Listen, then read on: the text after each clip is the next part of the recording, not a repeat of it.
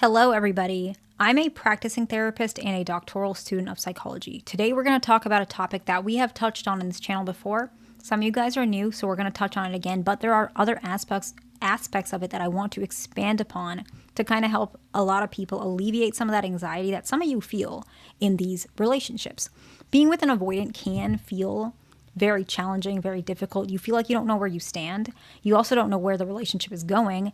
And the things that an avoidant want are some things that you don't want, and the things you want, the avoidant doesn't want. And so it feels really confusing. And part of that is because avoidants sometimes, not all of them, really understand that they love you and that you're the one when they have a particular conflict in their own mind. Not all of them, but it is common. And sometimes that conflict isn't even a negative thing. It's just a feeling that they realize is fundamental to them deciding if they want you and what to do with this relationship. And they might not even tell you this is what's happening, but you might see it in their own life or how they communicate. But you might also look at it from how you are as a person to know if you're the type of person that kind of predicts or creates some of these feelings in your partner, okay? And so they're actually two feelings that conflict between one another, okay? And they actually can overlap as well. So it can be one big feeling that's broken up into two small feelings that actually create a conflict, okay? And these two feelings are the fact that you give them peace, and then also if you leave, they will lose that peace. So peace and loss, but it's still correlated to the peace that you bring, okay? And so it's wanting you versus the fear of losing you, right? You are peace, but you're also, if you leave, you take that peace and relaxation with you. So the value versus loss, okay? And so why is this somewhat conflicting? Because they want you, but they also need to know that if you leave, it'll hurt. And that means they feel a little bit of pain as well. So it's not fully a good emotion. It is overall once it gets resolved, but they need to accept it in order to kind of pass through this difficult time for them. Even though some of them, it's not even that difficult at all. It might take like a second. Other times they have to mull it over. And some of them, it's happening in their subconscious. So what constitutes as peace, okay? The first one is quite literally your presence. You just being there next to them, sitting next to them while they're watching football. That counts as presence. You sitting next to them while you guys are at Panera Bread having soup. I don't know, okay? Presence. You guys going to the grocery store and just, I don't know, you're at Publix and you're at the deli counter and you're just trying to get something. You're standing next to each other while waiting on your order. Presence, right? The next one is that you have the ability to take accountability. Just saying that, you know what? I was a little moody that day and I was a little over emotional and I know that's hard for you. So next time I'm going to step back with that and I'm sorry. It'll sometimes happen, but as long as you know I'm working on it, I think that's kind of what we're looking for, right? Some sort of communication. I made a mistake. It's on me, but you don't want to mull into it. Oh my God, I'm such a bad person. I shouldn't have overreacted, whatever it may be, because avoidants take that as, sometimes they may take it as, honestly, they feel bad and they don't want you to be so upset about it. They don't want you to stick on it and just make the negative emotions worse. But also, they're just happy that you took some accountability, right? Anything. You don't need to beat yourself up. Just say, you know what, I messed up, but I'm working on it. Very simple, okay? The next one is low frequency of disagreements, okay? Avoidants really appreciate if there is a low to lower frequency of disagreements. That doesn't mean no disagreements. It means that sometimes you pick your battles.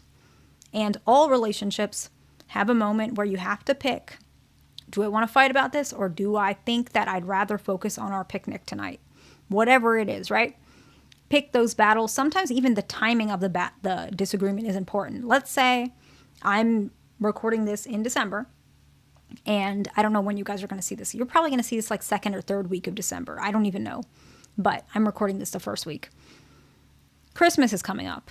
During this time, a lot of people, they have to wrap up some of their, whatever they're working on for work for that vacation time. For me, I have to set my patients up in a certain way so that I still am able to go to Florida for Christmas, but I still don't abandon my patients. So I set them up in a way where I can still see them, but I'm still off. And some of them have to, they have their holidays and family, etc.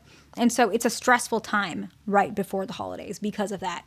Understanding that, hey, this is probably not the best time to bring up that you're upset that your partner uses a bathroom with the door open and they don't flush. right?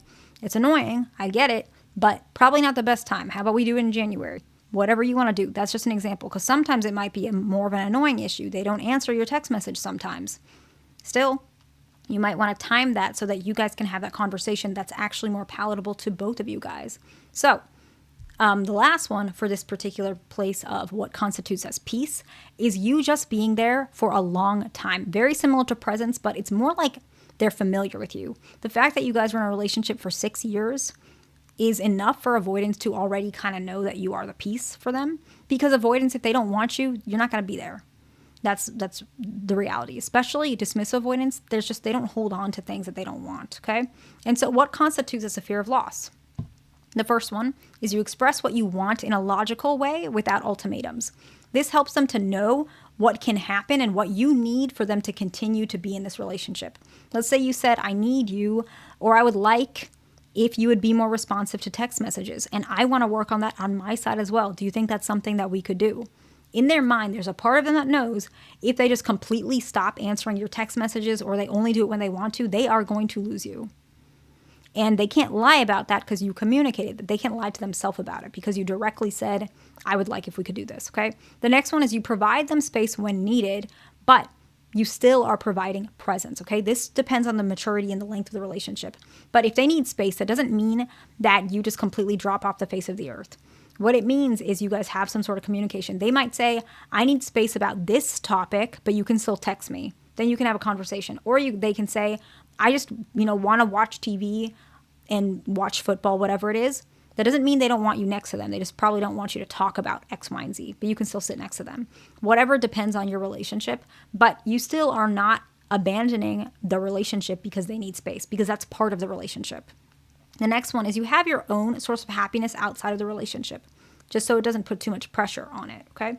The next one is you accept you and your partner, so both of you guys, the shortcomings that you have without denial. Maybe your partner is,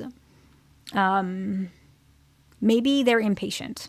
That can be an annoying trait, and they're impatient, and maybe you want them to work on it, or maybe you don't, but you accept that without denying it. Maybe that during that time of the month, you are emotional and you want to watch emotional movies and, eat popcorn. I don't know what it is. That's your thing. You know that, and that's your shortcoming. Maybe you think it's a shortcoming, but you're accepting that. Accepting who you guys are so that you don't have to always poke at it and try and make the relationship perfect. Imperfection actually is a fundamental part of relationships because that's part of acceptance and appreciating the other person for who they are, okay? And the next one is acknowledging their efforts. This creates a sense of drive and purpose as well as commitment. And the reason why this constitutes with more loss is because it makes them feel like if you go away, that acknowledgement leaves with you, okay? So let's break this up and summarize it. What constitutes as peace? Your presence, your ability to take accountability, the low frequency of arguments, and you just being there for a long time. What constitutes as a fear of loss? You expressing what you want in a logical way without ultimatums, you providing space while still not abandoning the relationship, you having your own source of happiness outside of the relationship, you accepting your partners and your shortcomings without denial, and the last one is you acknowledge their efforts. I hope this video is helpful to somebody. Please like, subscribe. I'll see you in the next one.